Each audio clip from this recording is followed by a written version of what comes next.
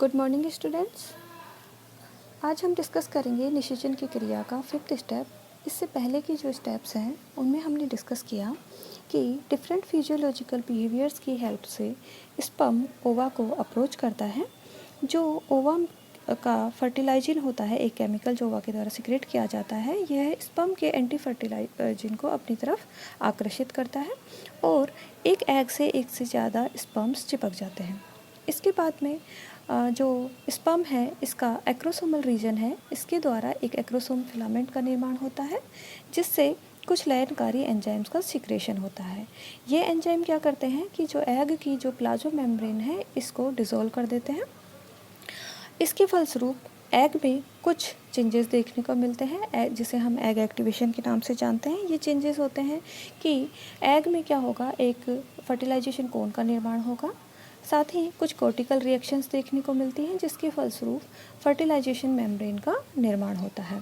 और इसके अलावा हमें कुछ मेटाबॉलिक चेंजेस एग में देखने को मिलते हैं जिनके फलस्वरूप जो एग की परमेबिलिटी है उसमें इंक्रीज हो जाता है। कुछ आयनिक चेंजेस देखने को मिलते हैं, प्रोटीन सिंथेसिस की जो रेट है वह इंक्रीज हो जाती है। और जो एग जिसे हम सेकेंडरी oocyte कहते हैं, ये क्या करता है, अपना जो सेकेंड मैच्योरेशन डिवीजन है इसको कंप्लीट करता है।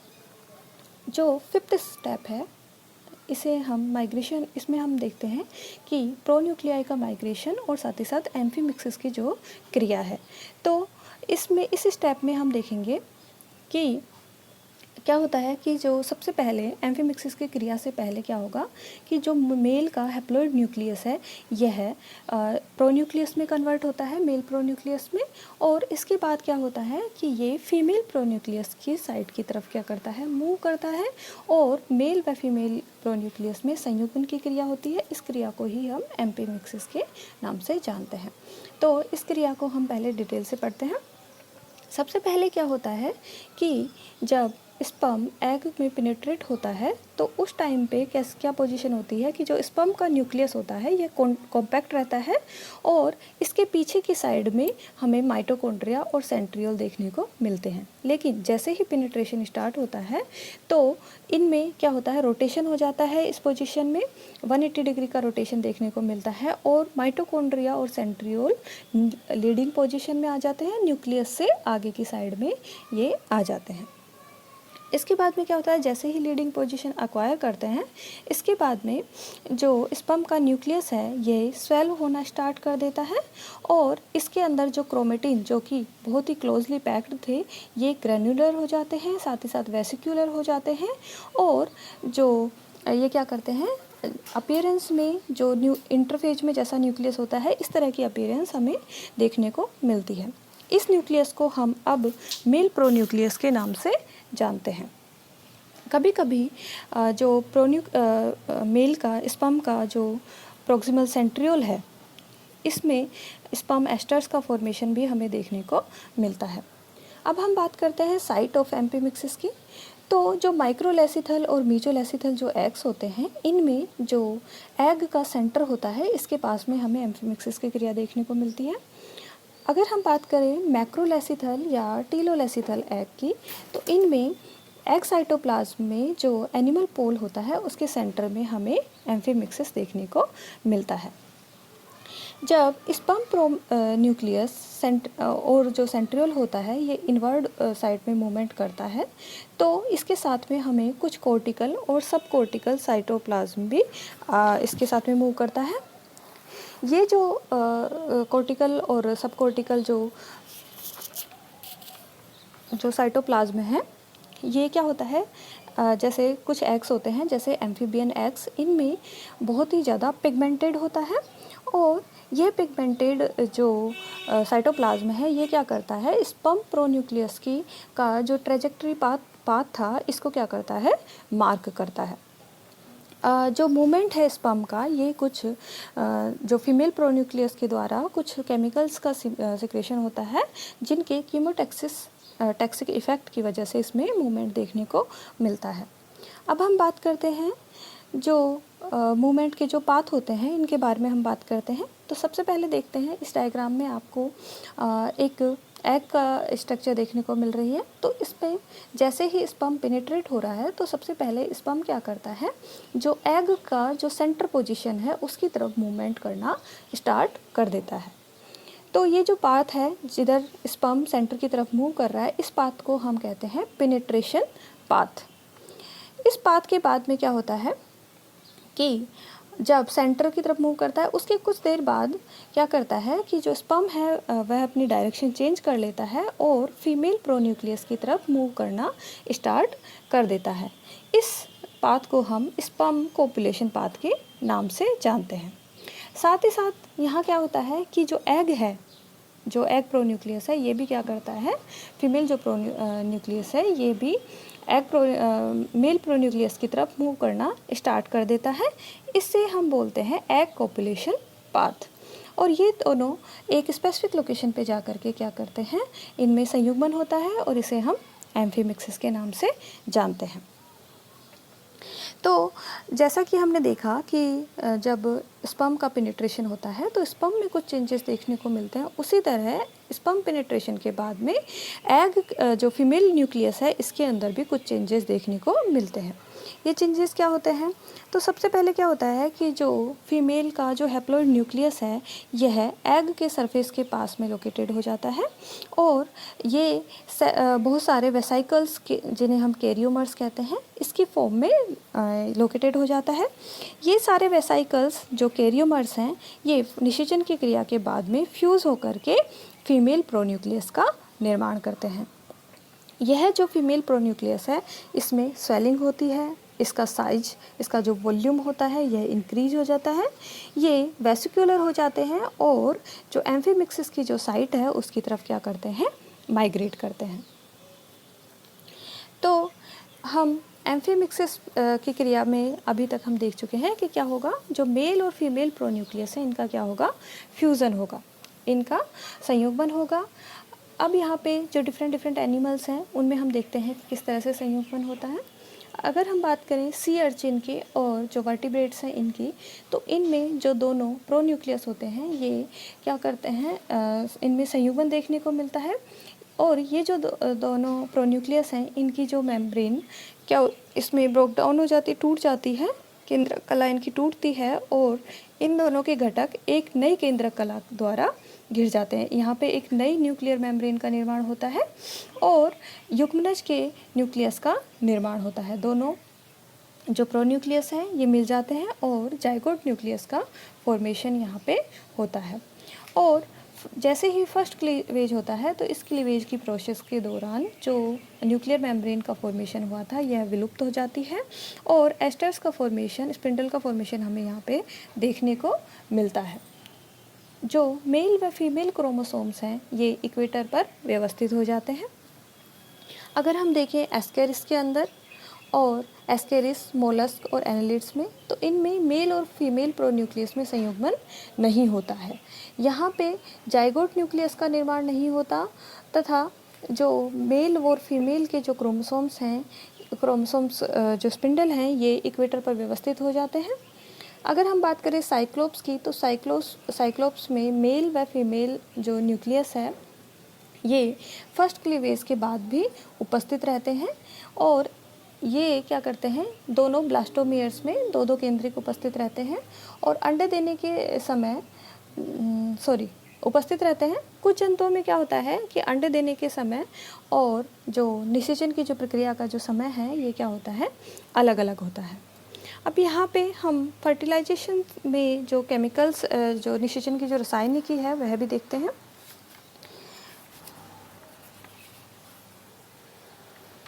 निषेचन की रसायनिकी में हम देखते हैं कि जो मेल जो स्पर्म है इसमें कुछ हार्मोन्स स्रावित होते हैं, रसायन होते हैं जो स्रावित होते हैं। ये रसायन हार्मोनस नेचर के होते हैं। तो निषेचन की क्रिया के लिए क्या होते हैं, कुछ जो है हार्मोन्स का सिक्रेशन होता है, हार्मोनस नेचर के कुछ केमिकल्स का सिक्रेशन होता है जिन्हें हम केमोन्स कहते हैं। स्पर्म्स को अगर हम देखें तो स्पर्म में दो जो हार्मोन्स होते हैं, एक तो होते हैं एंड्रोगेमन्स 1 और सेकंड होता है एंड्रोगेमन्स 2। तो इनके फंक्शन अगर हम देखें तो एंडोगर्मन पस्ट क्या करता है, जो स्पर्म की जो मूवमेंट है इसको क्या करता है, स्लो डाउन रखता है। क्यों? क्योंकि स्पर्म के पास में जो ऊर्जा के सोर्स होते हैं, एनर्जी के जो सोर्स होते हैं वो बहुत ही कम होते हैं। तो इसलिए जो स्पर्म है उसकी जो मूवमेंट है उससे एनर्जी का लॉस ना हो, इसलिए इसकी एनर्जी को क्या करता है, ये बंद करके रखता है। सेकंड है एंड्रोगर्मन सेकंड, ये क्या करते हैं, जैसे ही स्पर्म एग के कांटेक्ट में आता है तो एग का जो जिलेटिनस जो आवरण है उसको क्या करता है, घोलने का कार्य करता है। नेक्स्ट है फीमेल जो गैमेट है उसके हार्मोन्स का, पहला है गाइनोगैमिन फर्स्ट और सेकंड है गाइनोगैमिन सेकंड। तो गाइनोगैमिन फर्स्ट का जो कार्य है यह क्या करता है, एंड्रोगैमिन फर्स्ट के प्रभाव को निष्क्रिय करता है। तो मतलब अब तक जो मूवमेंट एंड्रोगैमिन फर्स्ट के प्रभाव में स्लो था उसको क्या कर देगा, यह इंक्रीज कर देगा, जो स्पर्म की मूवमेंट को इंक्रीज करने का कार्य करता है। सेकेंड है गाइनोगैमोन सेकेंड, यह हार्मोन क्या करता है, जो स्पर्म है उसको एग के सरफेस से चिपकने में हेल्प करता है। यहाँ पे हम देखते हैं कि नेक्स्ट देखते हैं हम कि फर्टिलाइजेशन के बाद में एग जो साइटोप्लाज्म है उसके अंदर क्या क्या चेंजेस देखने को मिलते हैं। तो चेंजेस कुछ इस तरह से हैं। सबसे पहले क्या होगा कि जो एग के अंदर जो साइटोप्लाज्मिक सब्सटेंस हैं, साथ ही साथ जो इंक्लूजन्स हैं, इनका डिस्ट्रीब्यूशन क्या हो जाता है, चेंज हो जाता है। और क्वांटिटिवली हमें कुछ नए एरियाज़ देखने को मिलते हैं। जो एग का साइटोप्लाज्म है इसमें हमें कुछ नए एरियाज़ भी देखने को मिलते हैं। जो एग के अंदर जो कोर्टिकल ग्रेन्यूल्स होते हैं ये क्या करते हैं, जो एग की एक्सटीरियर सरफेस है इसको रिप्लेस करते हैं और इनर सरफेस का फॉर्मेशन करते हैं, जो कि कोर्टिकल ग्रेन्यूल्स को क्या करती है, घेरे हुए रहती है। अब यहाँ पे हम जो डायग्राम आपके सामने दिया हुआ है इसमें जो एसेडियन है स्टाइला पार्सियाटा, इसके अंदर देखेंगे कि किस तरह से पोस्ट फर्टिलाइजेशन क्या क्या चेंजेस हमें देखने को मिलते हैं। तो इसमें जो ये एसिडियन है इसके अंदर जो मैच्योर एग है इसकी कोर्टिकल साइटोप्लाज्म की एक लेयर से कवर्ड रहता है। यहाँ पे आप देख सकते हैं कोर्टिकल येलो पिगमेंटेड साइटोप्लाज्म से कवर्ड दिखाया गया है। यह कैसी होती है, ये एग साइटोप्लाज्म जो कोर्टिकल साइटोप्लाज्म है यह येलो ग्रेन्यूल्स कंटेन करती है। जब स्पर्मेटोजोआ एग के वेजिटल पोल के पास में एंट्री करता है तो येलो साइटोप्लाज्म एग सरफेस के साथ वेजिटल पोल की तरफ जाने लगता है। जैसे ही जो मेल प्रोन्यूक्लियस है यह एग साइटोप्लाज्म में डीपली पेनिट्रेट होता है तो फीमेल प्रोन्यूक्लियस की तरफ मूव करना स्टार्ट कर देता है। येलो साइटोप्लाज्म अपनी मूवमेंट को रिवर्स कर लेता है और अपवर्ड डायरेक्शन में जहाँ से स्पर्म की एंट्री हुई थी उस साइड मूव करने लग जाता है। फर्स्ट क्लीवेज से पहले क्या होता है कि जो येलो साइटोप्लाज्म है यह एग इक्वेटर के जस्ट नीचे तक एक क्रिसेंटिक अर्धचंद्राकार जो एरिया है उसका फॉर्मेशन करता है और अपोजिट साइड में लाइट ग्रे साइटोप्लाज्म का क्रिसेंटिक एरिया हमें देखने को मिलता है। यहाँ पे हम देखते हैं कि जो फर्टिलाइज जो एग होता है इसमें 4 तरह के हमें साइटोप्लाज्मिक रीजन देखने को मिलते हैं। एक रीज़न तो क्या है, येलो साइटोप्लाज्म है जहाँ पर, दूसरा है जहाँ पे लाइट साइटोप्लाज्म है, थर्ड है जो साल्टी ग्रे कलर का जो रीजन है इसमें योक ग्रेन्यूल्स की मात्रा और माइटोकॉन्ड्रिया की मात्रा अत्यधिक होती है, फोर्थ जो एरिया है यह एनिमल हेमिस्फीयर की तरफ होता है और इसमें योक और माइटोकॉन्ड्रिया की मात्रा बहुत ही कम होती है और यह एरिया हमें ट्रांसपेरेंट नज़र आता है। तो इस तरह के कुछ चेंजेस फर्टिलाइजेशन के बाद में हमें देखने को मिलते हैं। अलग अलग तरह के रीजन्स यहाँ पे अपीयर हो जाते हैं। अब हम बात करते हैं टाइप ऑफ फर्टिलाइजेशन की। तो फर्टिलाइजेशन 2 तरह का होता है, मोनोस्पर्मिक और पॉलीस्पर्मिक। मोनोस्पर्मिक फर्टिलाइजेशन होता है जिसमें सिर्फ केवल एक स्पर्मेटोजोआ एग के अंदर पेनिट्रेट करता है और उसे फर्टिलाइज करता है। इस तरह का फर्टिलाइजेशन हमें सिलेंट्रेट्स, इकाइनोडर्म्स, बोनीफिशेस, फ्रॉग और मैमल्स में देखने को मिलता है। नेक्स्ट टाइप है पॉलीस्पर्मिक फर्टिलाइजेशन। इसका मतलब है कि एक से अधिक जो स्पर्म हैं ये क्या होंगे, एग में पेनिट्रेट होंगे और इसे फर्टिलाइज करेंगे। इस तरह का जो फर्टिलाइजेशन है यह दो तरह का हो सकता है, एक तो होता है पैथोलॉजिकल और दूसरा है फिजियोलॉजिकल। पैथोलॉजिकल जो है, कुछ पैथोलॉजिकल जो कंडीशंस हैं उनकी वजह से अगर पॉलीस्पर्मी देखने को मिलती है तो हम उसे पैथोलॉजिकल पॉलीस्पर्मी कहते हैं। सेकंड है फिजियोलॉजिकल पॉलीस्पर्मी। तो इसमें क्या होता है कि जो एक से ज़्यादा जो स्पर्म हैं ये ओवा के अंदर पेनिट्रेट होते हैं, जैसे मोलस्कन्स में और यूरोडेल्स में, रेप्टाइल्स में, बर्ड्स में हमें इस तरह की का फर्टिलाइजेशन देखने को मिलता है। अब हम देखते हैं कि फर्टिलाइजेशन निषेचन के क्या क्या महत्व हैं। तो जैसा कि आप सभी लोग जानते हैं कि जो एग होता है ओवुलेशन के पश्चात यह कैसा होता है, सेकेंडरी oocyte जो होता है इसमें ये मेटाफेज स्टेज में अरेस्ट होता है।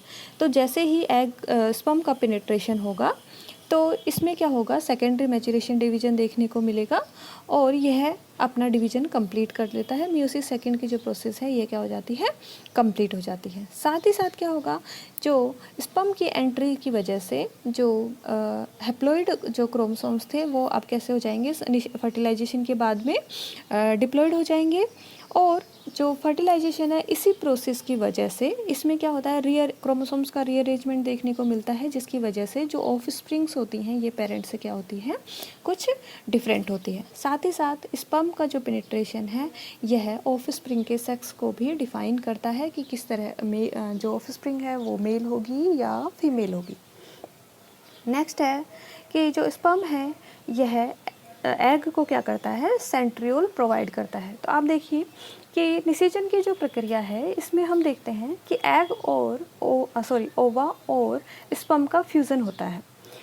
तो जो ओवा होता है इसके पास तो लार्ज अमाउंट में क्या होता है, साइटोप्लाज्म प्रेजेंट होता है, लेकिन यहाँ पे सेंट्रियोल इसके पास में प्रेजेंट नहीं होता। वहीं दूसरी ओर अगर हम स्पर्म की बात करें तो स्पर्म में क्या होता है, सेंट्रियोल प्रेजेंट होता है, न्यूक्लियस प्रेजेंट होता है। तो जो जो स्पर्म है ये क्या करता है, फर्टिलाइजेशन की प्रोसीजर के द्वारा जो एग है इसको क्या प्रोवाइड करेगा, सेंट्रियोल प्रोवाइड करेगा। साथ ही साथ में स्पर्म की एंट्री से क्या होता है, जो पिगमेंटेड जो ग्रेन्यूल्स होते हैं इनमें मूवमेंट स्टार्ट हो जाता है और हमें फर्टिलाइजेशन का जो पाथ है वह देखने को मिलता है। इसके अलावा स्पर्म एंट्री एग को एक्टिवेट करती है, एग के डेवलपमेंट को एक्टिवेट करती है।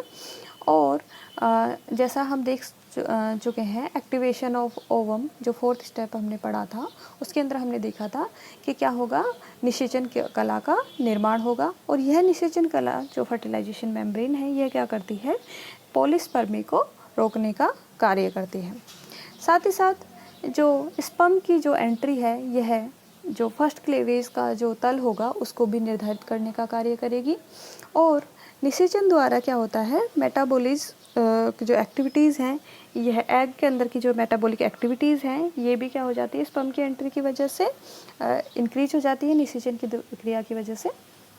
और साथ ही साथ निषेचन के परिणाम स्वरूप ही एग में हमें नए जो एक्सेस हैं वह देखने को मिलते हैं। तो इस प्रकार टोटल फर्टिलाइजेशन निषेचन की जो प्रक्रिया है इसको हमने 3 पार्ट में, इसके जो 5 स्टेप हैं, एग का स्पर्म का एग तक अप्रोच करना, तथा इसके अंदर जो कैपिसिएशन और कॉन्टैक्ट की जो प्रक्रिया हमने पढ़ी। थर्ड हमने देखा कि स्पर्म में जो एक्रोसोमल रिएक्शंस होती हैं और पेनिट्रेशन की प्रक्रिया किस तरह होती है। पेनिट्रेशन की प्रक्रिया के बाद में हमने देखा कि स्पर्म पेनिट्रेशन की वजह से एग में क्या क्या चेंजेस देखने को मिलते हैं, इसे हमने एग एक्टिवेशन के अंदर पढ़ा। इसके बाद में हमने देखा कि जो मेल न्यूक्लियस है यह मेल प्रोन्यूक्लियस में कन्वर्ट होता है और फीमेल न्यूक्लियस कुछ चेंजेस के बाद में फीमेल प्रोन्यूक्लियस में कन्वर्ट होता है। और दोनों के संयुग्मन को हमने देखा जिसे हम एम्फीमिक्सिस के नाम से जानते हैं। तो इस एम्फीमिक्सिस की प्रक्रिया के पश्चात में क्या होता है, जो निषेचन की पूरी प्रक्रिया है यह कंप्लीट होती है। धन्यवाद।